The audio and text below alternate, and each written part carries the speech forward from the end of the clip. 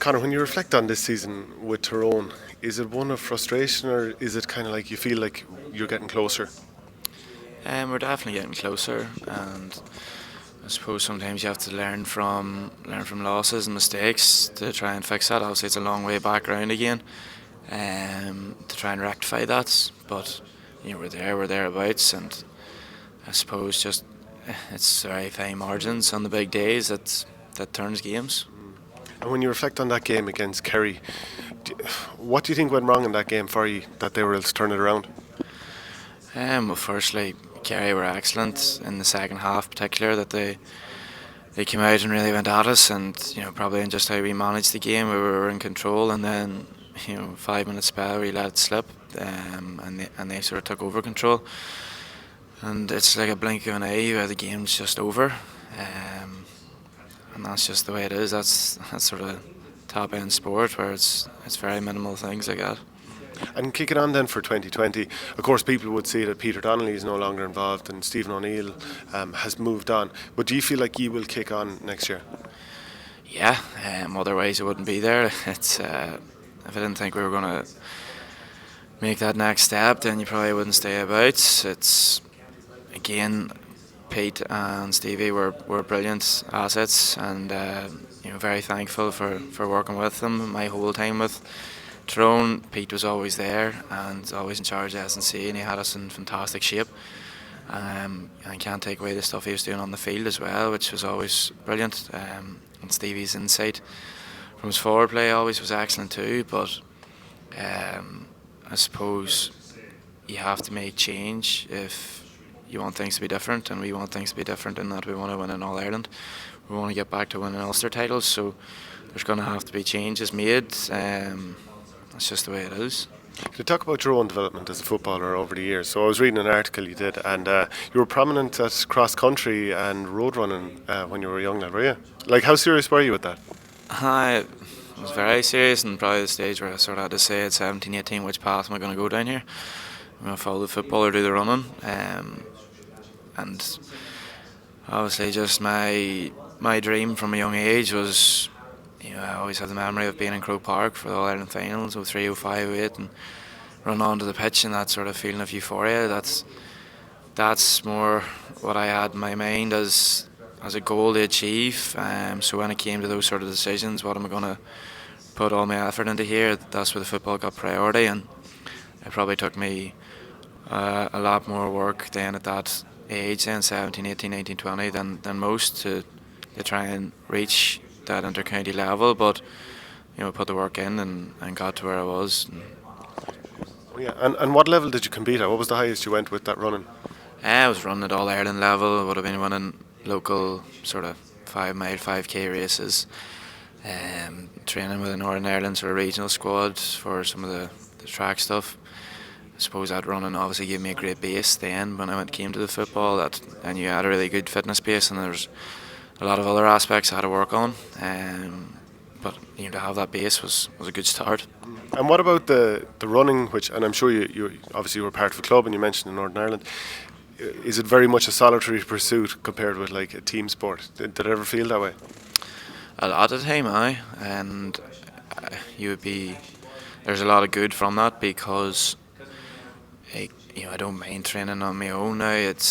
I'm individually motivated and driven in that sense that you'd have to do if you are running, because it is an individual sport. So there's a lot of good aspects to that, but your best memories for me is achieving things with my team, and being able to celebrate together with the friends, family, and the boys you put in the work with. So if I was to choose between the two, you're always looking to the team success. Like.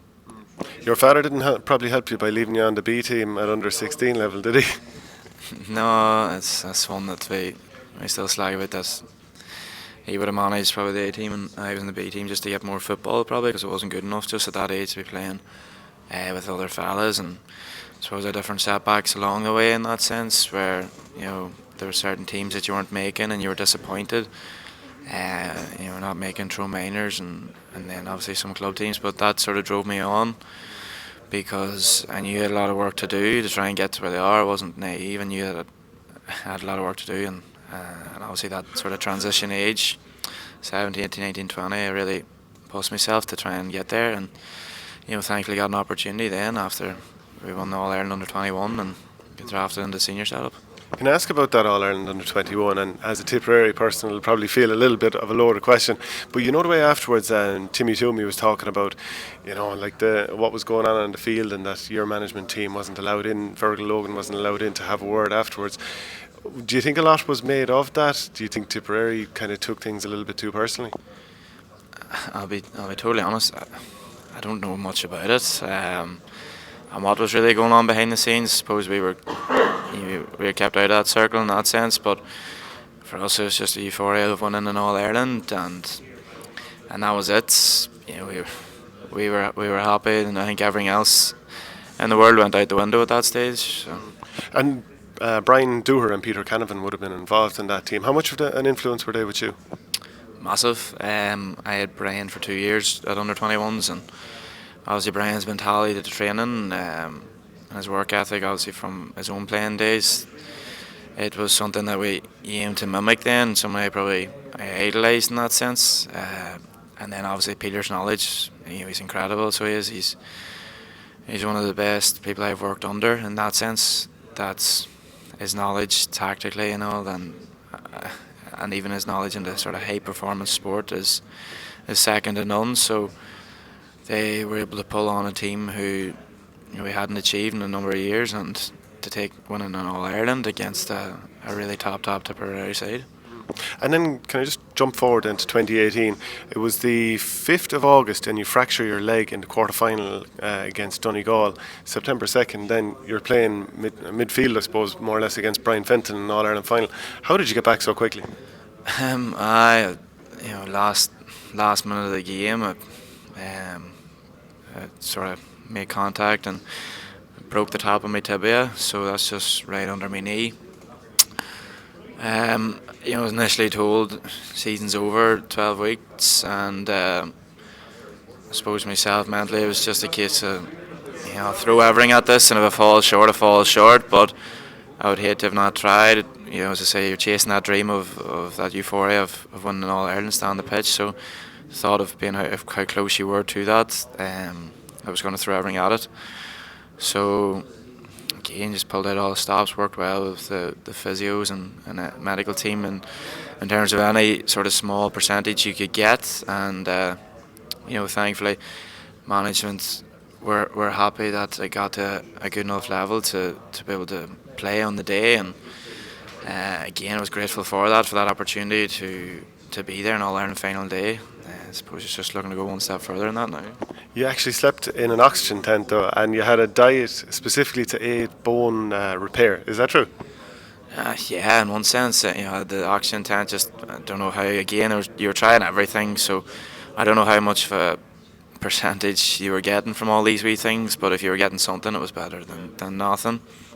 Was it odd being in an oxygen tent?